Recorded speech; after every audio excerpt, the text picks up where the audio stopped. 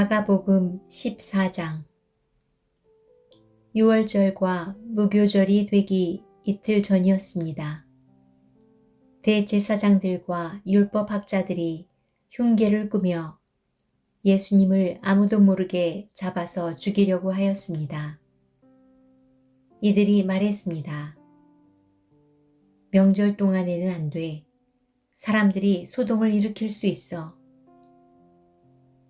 예수님께서 베다니 마을에 있는 문둥병에 걸렸던 시몬의 집에서 음식을 드시고 계셨습니다. 한 여자가 매우 비싼 나드 향유 한 병을 가지고 왔습니다. 그리고 병을 열고 향유를 예수님의 머리에 부었습니다. 그러자 몇몇 사람이 화를 내면서 서로 말했습니다. 어째서 향유를 낭비하는 거지? 이 향유는 300데나리온에 팔 수 있고 그 돈으로 가난한 사람들을 도울 수도 있었을 텐데. 그리고 여자를 호되게 나무랐습니다. 예수님께서 말씀하셨습니다. 가만두어라. 어째서 여자를 괴롭히느냐? 그는 내게 좋은 일을 했다. 가난한 사람들은 항상 너희와 함께 있으므로 원하면 언제든지 좋은 일을 할 수 있다. 그러나 나는 항상 너희와 함께 있는 것이 아니다. 여자는 자기가 할 수 있는 일을 했다. 죽기 전에 내 장례를 위해 내 몸에 향유를 부어준 것이다. 내가 너희에게 진정으로 말한다. 복음이 온 세상에 전해질 때 이 여인이 한 일도 알려져서 사람들이 기억하게 될 것이다. 12제자 가운데 한 사람인 가룟 유다가 예수님을 넘겨주려고 대제사장들에게 갔습니다. 대제사장들은 이 말을 듣고 기뻤습니다. 그리고 유다에게 돈을 주기로 약속했습니다. 그래서 유다는 예수님을 넘겨줄 좋은 기회를 엿보기 시작했습니다. 무교절의 첫 번째 날, 즉 유월절 양을 잡는 날에 제자들이 예수님께 여쭈었습니다. 유월절 음식을 어디에 가서 준비할까요? 예수님께서 제자들 가운데서 2명을 보내시면서 말씀하셨습니다. 성으로 들어가거라. 물병을 든 사람을 만나면 그를 따라가거라. 그가 들어가는 집의 주인에게 선생님께서 제자들과 함께 유월절 음식을 먹을 수 있는 방이 어디냐고 물으십니다. 라고 하여라. 그러면 집주인이 너희에게 준비된 커다란 다락방을 보여줄 것이다. 그곳에서 음식을 준비하여라. 제자들이 떠나서 성으로 들어갔습니다. 예수님께서 말씀하신 그대로였습니다. 그래서 유월절을 준비했습니다. 저녁이 되자 예수님께서 12제자들과 함께 그 집으로 가셨습니다. 식사를 하는 동안 예수님께서 말씀하셨습니다. 내가 너희에게 진정으로 말한다. 나와 함께 음식을 먹고 있는 너희 가운데 한 사람이 나를 배반할 것이다. 제자들이 근심하면서 한 사람씩 예수님께 말했습니다. 설마 제가 그 사람입니까?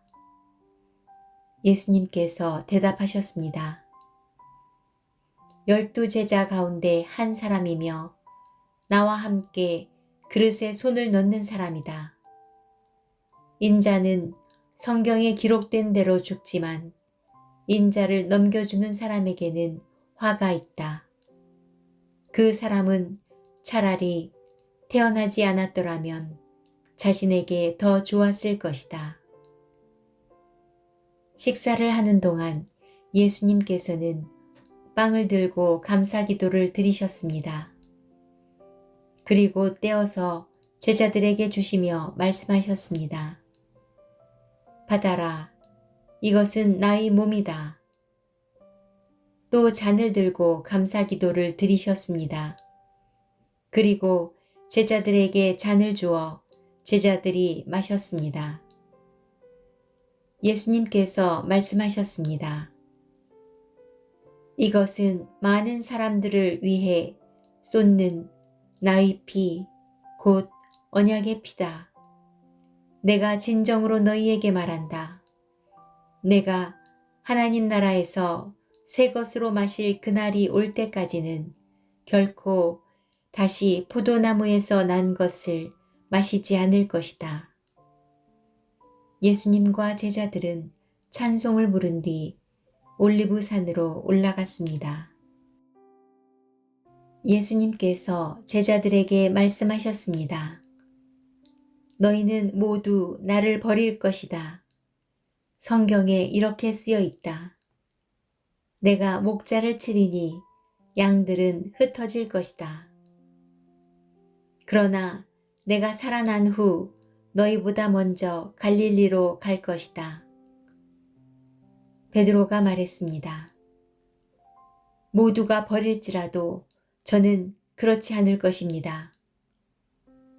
예수님께서 대답하셨습니다. 내가 너에게 진정으로 말한다. 오늘 밤 닭이 2번 울기 전에 내가 나를 모른다고 3번 말할 것이다. 베드로는 강조하여 말했습니다. 주님과 함께 죽을지언정 결코 모른다고 하지 않을 것입니다. 다른 모든 제자들도 같은 말을 했습니다. 예수님과 제자들이 겟세마네라고 하는 곳으로 갔습니다. 예수님께서 제자들에게 말씀하셨습니다. 내가 기도하는 동안에 여기 앉아 있어라. 예수님께서는 베드로와 야고보 그리고 요한을 데리고 가셨습니다. 예수님께서는 매우 근심하며 괴로워하셨습니다. 예수님께서 말씀하셨습니다. 내 영혼이 심히 괴로워 죽을 지경이다. 여기서 머무르면서 깨어 있어라. 예수님께서 조금 더 가셔서 땅에 엎드리셨습니다. 그리고 할 수만 있다면 그때가 지나가 버리기를 기도하셨습니다. 예수님께서 기도하셨습니다. 아바 아버지, 아버지께서는 모든 것을 하실 수 있으시니 이 잔을 없애주십시오. 그러나 제 뜻대로 하지 마시고 아버지의 뜻대로 하십시오.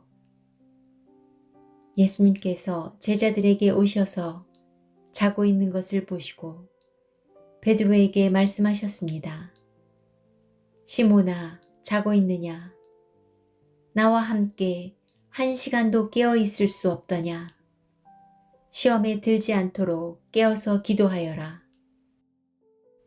영은 원하지만 몸이 연약하구나. 다시 예수님께서 제자들을 떠나서 같은 말씀으로 기도하셨습니다. 그리고 다시 제자들에게 오셔서 자고 있는 모습을 보셨습니다. 그것은 제자들이 너무 졸렸기 때문입니다. 제자들은 예수님께 무슨 말을 해야 할지 몰랐습니다. 3번째, 예수님께서 오셔서 말씀하셨습니다. 아직도 자고 있느냐? 아직도 쉬고 있느냐? 그만하면 됐다. 이제 시간이 되었다. 보아라, 인자가 죄인들의 손에 넘겨진다. 일어나자, 가자, 보아라, 나를 넘겨줄 사람이 가까이에 와 있다. 예수님께서 아직 말씀하고 계실 때 12 제자 가운데 한 사람인 유다가 다가왔습니다. 대제사장들과 율법학자들과 장로들이 보낸 많은 무리들이 칼과 몽둥이를 들고 유다와 함께 왔습니다. 예수님을 넘겨주는 자가 사람들과 신호를 정했습니다. 내가 입맞추는 사람이 바로 그 사람이니 체포하여 데리고 가시오. 유다가 예수님께 와서 선생님이라고 말하면서 입을 맞추었습니다. 그러자 그들이 예수님에게 손을 대어 체포했습니다. 그러나 곁에 있던 사람 가운데 한 명이 칼을 뽑아 대제사장의 종을 내리쳐 귀를 잘랐습니다. 예수님께서 말씀하셨습니다. 마치 강도를 잡는 것처럼 나를 잡으려고 칼과 몽둥이를 가지고 왔느냐? 내가 매일 성전에서 너희들과 함께 있으면서 가르칠 때에는 너희가 나를 잡지 않았다. 그러나 일어난 이 모든 것은 성경을 이루려고 일어난 것이다. 예수님의 제자들이 모두 예수님을 떠나 도망갔습니다. 어떤 젊은 사람이 맨몸에 혼이불을 걸친 채 예수님을 따라가고 있었습니다.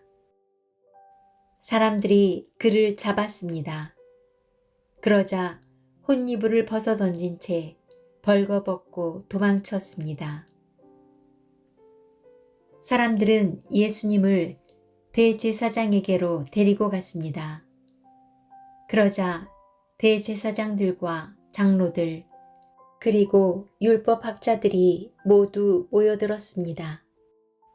베드로가 멀찍이 예수님을 따라와서 대제사장의 공관 마당으로 들어갔습니다. 거기서 불을 쬐면서 경비원들과 함께 앉아 있었습니다. 대제사장들과 모든 유대의 회원들이 예수님을 죽이려고 고소할 증거를 찾으려 했습니다. 그러나 아무런 증거도 찾을 수 없었습니다. 많은 사람들이 예수님에 대해 거짓 증거를 대었습니다. 그러나 그들의 말은 서로 맞지가 않았습니다. 어떤 사람들이 일어나서 예수님에 대해 거짓 증언을 하였습니다. 우리는 이 사람이 내가 손으로 지은 성전을 헐고 3일 만에 손으로 짓지 않은 다른 성전을 세우겠다고 하는 것을 들었습니다. 그러나 그들의 증언은 서로 맞지 않았습니다. 대제사장이 일어나 그들 앞에 서서 예수님을 신문했습니다. 아무 대답도 하지 않을 것이요? 이 사람들이 당신에게 불리한 증거를 대고 있지 않소. 그러나 예수님께서는 묵묵히 아무런 말씀도 하지 않으셨습니다. 다시 대제사장이 예수님께 질문을 던졌습니다. 당신이 찬양받으실 분의 아들 그리스도요? 예수님께서 대답하셨습니다. 그렇다. 인자가 전능하신 분의 오른쪽에 앉아 있는 것과 하늘에서 구름을 타고 오는 것을 볼 것이다.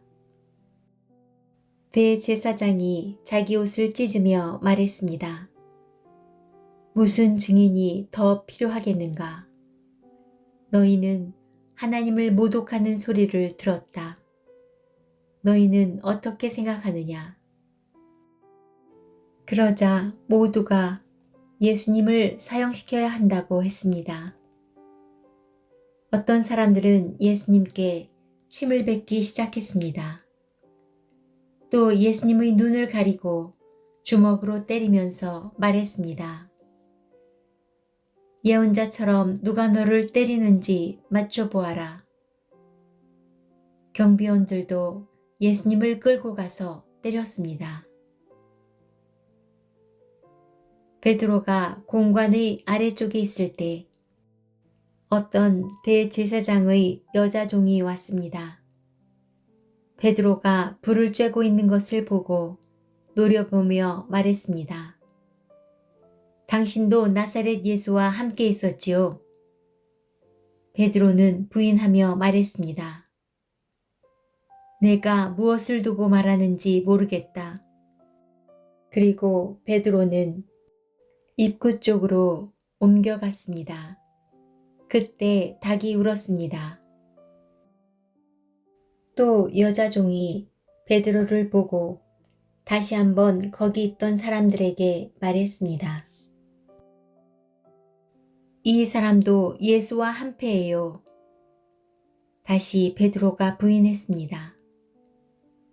잠시 후에 거기 있던 사람들이 베드로에게 말했습니다. 확실히 당신은 예수와 한패요. 당신은 갈릴리 사람이니까. 베드로는 저주하며 맹세하였습니다. 당신들이 말하는 사람이 누구인지 나는 모르오. 그러자 닭이 두 번째 울었습니다. 베드로는 예수님께서 자기에게 닭이 두 번 울기 전에 네가 나를 세 번이나 모른다고 할 것이다 라고 한 말씀이 기억났습니다. 그래서 엎드려서 울었습니다.